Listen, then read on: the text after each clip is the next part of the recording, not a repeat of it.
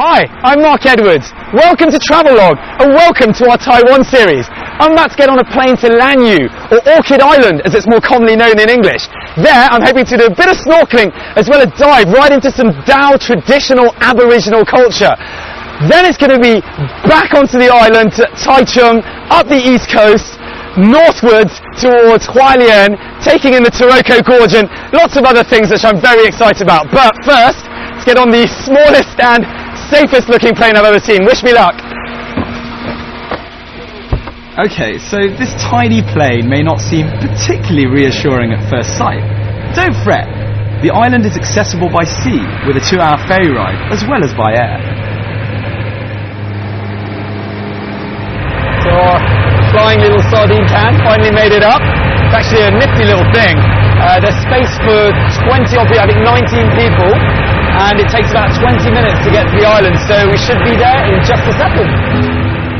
Around 90 kilometers southeast of Taichung, you'll find one of Taiwan's true gems rising out of the sea. Lanyu is a destination of unbridled beauty and endless cultural fascination. This Emerald Isle covers an area of just 45 square kilometers and is the sole domain of one of Taiwan's original indigenous tribes, the Seafaring Dao. 现在我们在哪？我们在东青这边啊，东青对小村子，有几个小村子？有6个村庄啊，小6个村庄。这个都是这边是东青，那边是盐。所以，然后我们全部可以看那个大社。With a population of over 3,500 traditionally peaceful seagoing people, the Dao have strong cultural and linguistic links to the inhabitants of the Philippines' Banten Islands. But Lanyu's history has mostly been shaped by its remoteness. Its inhabitants have been more or less left to their own devices for the best part of 800 years. All of which explains why the sweeping tide of modernity hasn't wreaked havoc on Lanyu. The only real source of havoc here is the weather. The climate is hot and humid, with frequent high winds and typhoons during the summer months, brought on by its geographical exposure. But if you're looking for excitement mixed with a timeless cultural spectacle in a cocktail of adventure, then Orchid Island is for you. But no tears if it does end up raining, because it might be even a better way to check out these places. Many of Orchid Island's residences are built specifically to deal with their unique environment. So don't miss the chance to visit the traditional Dao signature semi-subterranean houses. 这个是你的帐吗？啊，对。但是为什么这么小？哦，因为这个地方是因为有时候台风进来有没有？台风进来的话是比较房子盖在底下一点，它就会台风就会打不到，深度是差不多是3米。可以进去看一下吧？可以进去。那但小心点那个。对。这要爬进去哈。哎，哇！这个都是什么羊角这些东西跟猪肉，就是代表他的家族这个人很有财富，他养很多羊，然后很多这个猪这个房间有多少年啊？哦，它将近快100年，100多年了。So it's an all-in-one. Basically, I'm in the bedroom area, and they can make the food over there in the corner. I'm not sure you can see it. It's very cozy, and this area is more when you've got guests. You can come in and hang out over here, and then when you go to sleep, it's all in here. Typhoons regularly cut the Dao completely off from the outside world. But this has made them self-sufficient, and they're accustomed to providing for themselves by fishing and organic farming. Although not overly difficult to get to, remarkably few tourists make it out here, which means that Lanyu is quiet for most of the year.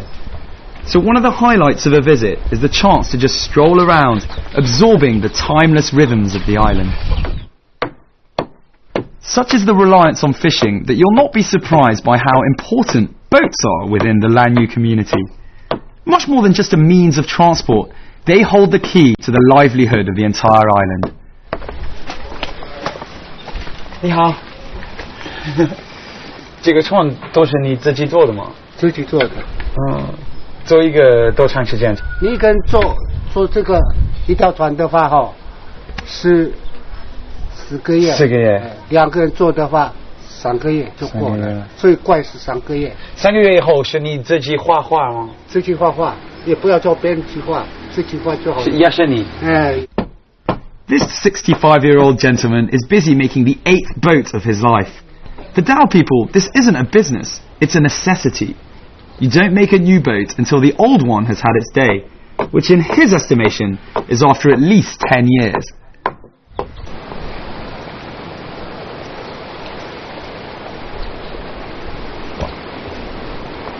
Here we go, and that's what the end result is. Traditional Dao boats with their paintings on the side.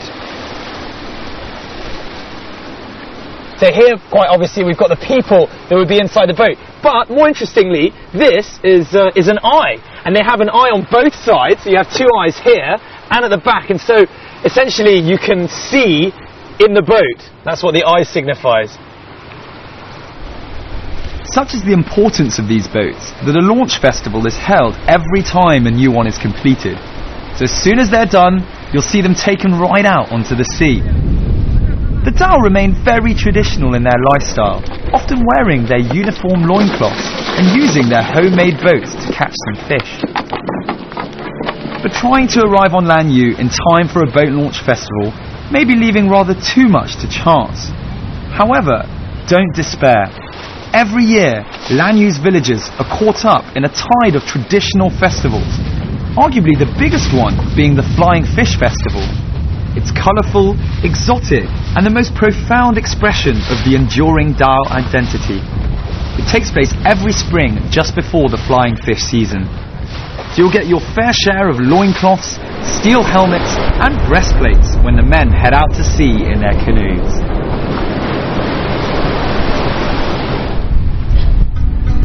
It's a lot harder than our 63-year-old teacher made it out to be. You can try this when you come here, with loincloths optional of course, and you'll see just how much skill these people need to maintain their livelihood. Yep, I'm the joke of the town. It quickly makes you realise that your own family would probably starve to death if it was left up to you to fend for them.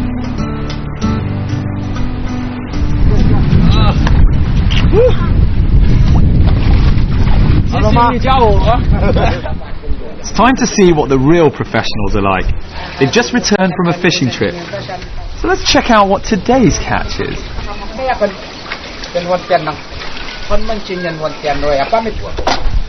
有讲究的啊。对。鲜鱼捞回来一定要这样子杀，要晒干。一次能捞多少啊？5、6千，这今天捞，今天捞了6000多只。6000多只。对，有的不是更多，上万只都有。哦。哎，那个就大满载了。We're lucky to be here during the flying fish season, which runs from March to June. In that period, the lads catch their entire year's supply of fish.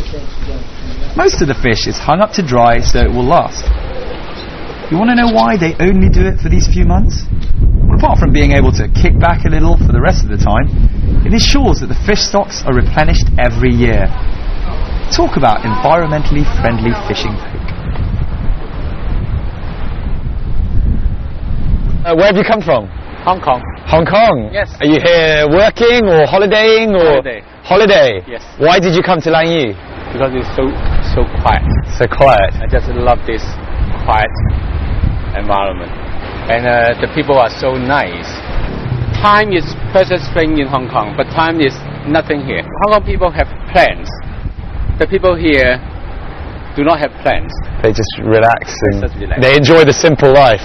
Yes,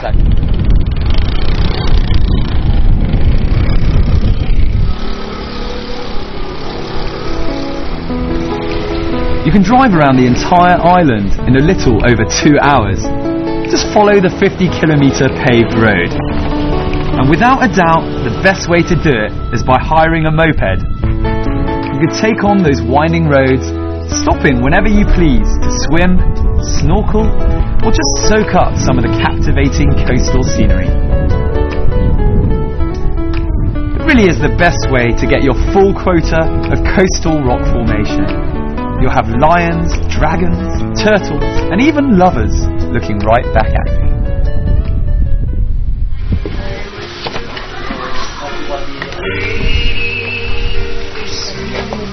Huh? Let's go. The combination of untainted coral reef and the Japan current, which brings in all manner of tropical marine life, makes Lanyu one of the most underrated places in the world for snorkeling.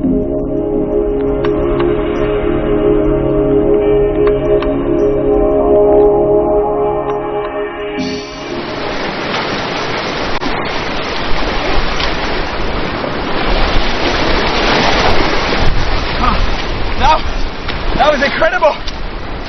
The snorkeling, it's so clear under, I can see everything. Really, come here, come and try some snorkeling here. Woo. Right, enough watching fish, time to eat some. Exercise, then hopefully a good bit of grub. So I've arrived at the Epicurean Cafe on Lanyu Island, and having a quick look around. We've got a bit of Dao traditional culture with the paintings around, and some of the more modern stuff. We've got free internet, I think, over there, a nice bar, and what appears to be a map of the island. Yeah, it is. Here we are, right here. Oh. Yeah, so now you can see this is a famous food in Orchid Island. This is flying fish. Flying fish? Flying fish, and this is taros and sweet potato. Okay. It's the Same thing. original daily food, the local people. Ah. Very important food here. Despite appearances, Orchid Island is far from lacking facilities for tourists. Homestays, hostels and B&Bs dot the island, with this place probably the pick of the lot. The Epicurean Cafe is a perfect blend of modern and traditional. Good local food with some nice, strong, exotic cocktails. Are you from Lanyu? Not I'm from Taipei. Oh, okay. So how come you're here? 你是从Lanyu来的吗？啊，但是你不是。我不是。What happened? I just a romantic story. What's the romantic story? When I was traveling, I met him. I just fell in love. Oh, of course. Look at it. 他这么帅。 I think it's very brave. Very brave. Kiss you. Give you a kiss. Give me a kiss. 亲亲。亲亲。亲亲。 Your hair. Well, the minute you leave the seashore, the sun will inevitably follow you. It's not such a bad thing though when you're looking for some exercise. And our next stop is Guanshan. It's an old logging town now best known for its scenic 12-kilometre cycle path that loops around the city. That it's something for old and young alike will be evident when you see the diversity of people here. You'll notice that cycling and healthy exercise in general is extremely popular throughout Taiwan. What a glorious day. The sun's outshining, I'm catching a tan, I'm riding on these bicycle-specific roads. I've got palm trees on each side, paddy fields on my right where I can see the lifestyle of the local people. I tell you what, this is quite something. I'm completely relaxed right now. With these special lanes, you can choose your own tempo, and it can be an exercise in fitness, or just a chance to indulge yourself in a very relaxing Taiwan hobby. You'll be trim, tanned, and armed with a bucket load of jealousy-inducing holiday snacks of the gorgeous countryside.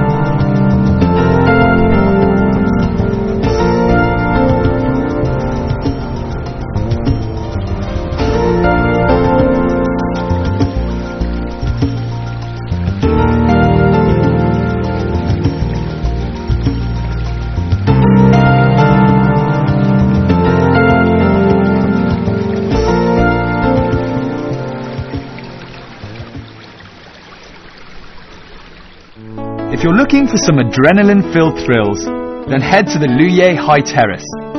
This is the place for you if you're happy to sign off your life on a form, and you don't mind if your instructor goes by the ominous name Lucifer. 1, 2, 3, go. There you are!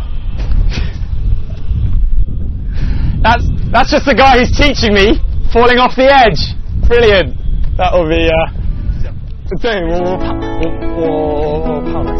Situated a few kilometers north of Taitung, Luye is widely considered Taiwan's top summertime paragliding site. This is thanks to the plateau here, which drops off sharply onto an expansive agricultural plain, providing pilots with several kilometers of glorious cross-country flying. The sport, and this location in particular, are becoming more and more popular.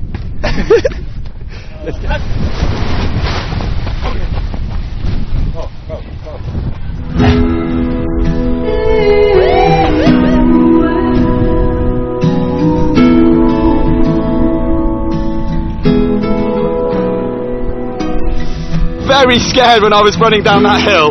Unbelievable. Overlooking what is commonly known as the Huadong Corridor, you mustn't miss the very real and at times very nerve-wracking bird's eye view of the world.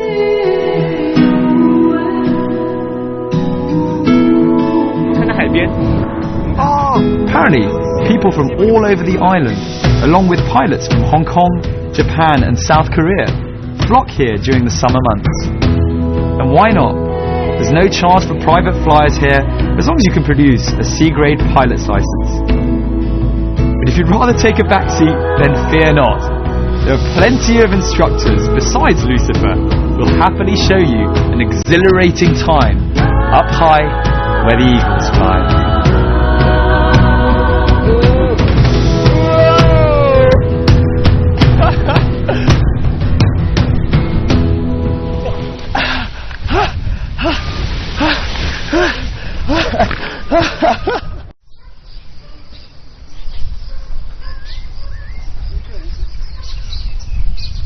Not far from here, and you'll feel like you're in the south of France, with a slight twist being that you get tea plantations instead of vineyards. Traditionally a tea-growing area, you could take a breather while sampling some of the best quality, internationally acclaimed oolong tea on the island. So feeling fully refreshed after a very comfortable night's sleep, I'm gonna... 我走了。谢谢你，很舒服，很舒服。谢谢。这一杯我们早春茶。哦 ，OK。今天早上刚好泡的清茶。谢谢。好喝吗？很好喝。Right, it's time to hit the road again. And driving in Taiwan is simply blissful. Of course, primarily because of the fascinating scenery, which is captivating everywhere you go. But also because there always seems to be something to jump out of the car for. And the Huatong Corridor Road is no exception. You'll find mountains, flowers, farms and a little something different.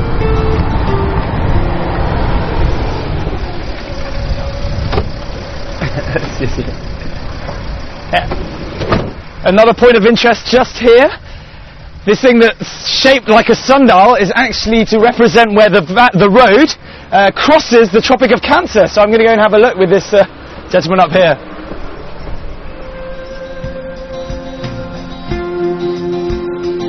So this is it. This line that I'm on right here is the Tropic of Cancer.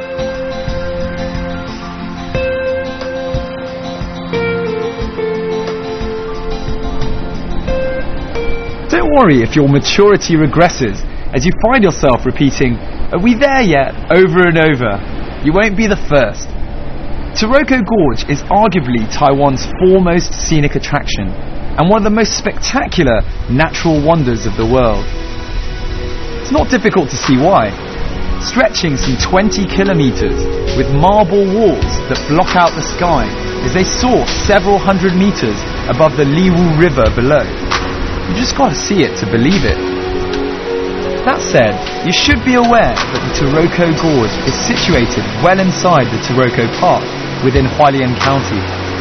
It's one of Taiwan's most diverse national parks and the second largest on the whole island. So it's probably best to spend a little more time here exploring, if you can spare it on your holiday.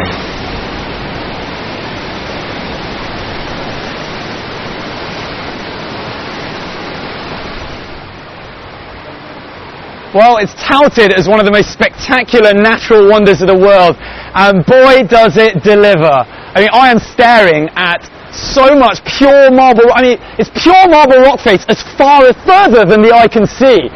And it's incredible to think that millions and millions of years ago, this was all under the sea. Simply mesmerizing. Have a look.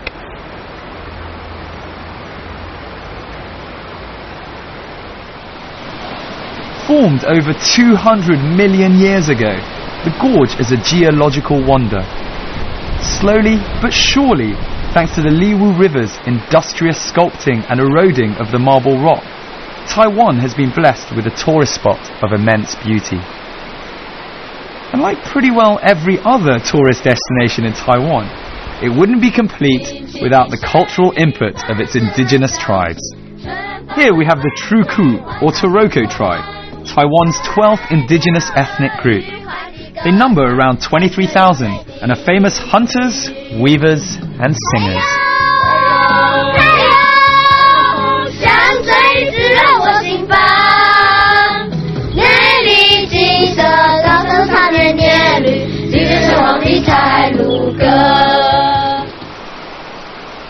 Leave yourself enough time to go inland amongst the mountain peaks that make up the Taroko Park.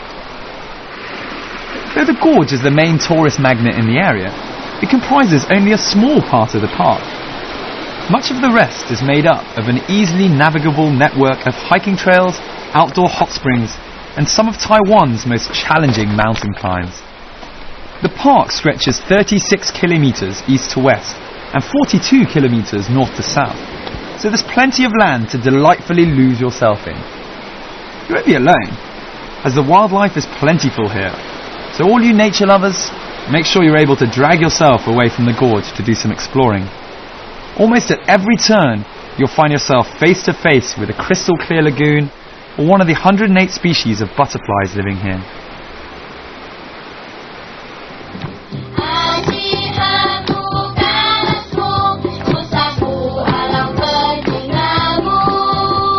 Don't miss the opportunity to wind down those windows and take in the fresh sea breeze which will accompany you all the way up the east coast.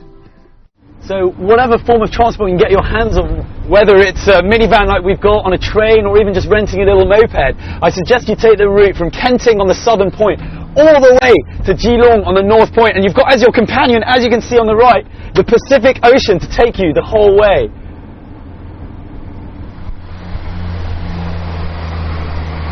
It's without a doubt one of the most fulfilling experiences driving up the east coast, so don't rush it.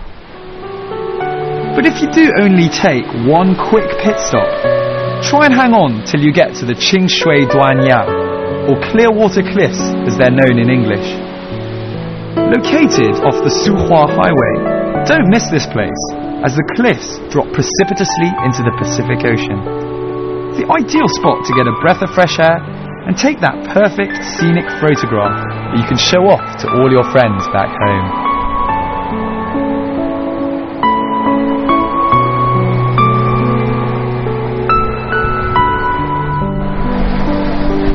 And so, on to Fulong, where if you followed us, you will have come full circle, and where all that's left of your trip is fond memories. Maybe you won't have the time to take in all of the places we visited. Even so, you'll be both pleasantly surprised and amazed at what Taiwan has to offer. And above all, you'll appreciate that this really is an island of untold beauty and myriad charms. Well, it's with a very, very heavy heart that I arrive at the northeast tip of Taiwan. And that's because it signifies the end of our series as a whole. I've had an incredible 3-week adventure here. I've met some wonderfully hospitable and generous people. I've really stuffed myself with some of the nicest food I've ever eaten. I've been completely taken aback by the beauty of the natural landscape. We have been unlucky some of the days where the weather hasn't always been on our side. Sun in the cities, for instance, and days like today where we're on the beach, and look at it, it's just a bit grey and a bit of wind. But, as they say, that's just part and parcel of being a traveller. Anyway, I better go before I really decide to move here permanently. I'm Mark Edwards, and I'll catch you very soon on another episode of Travelogue.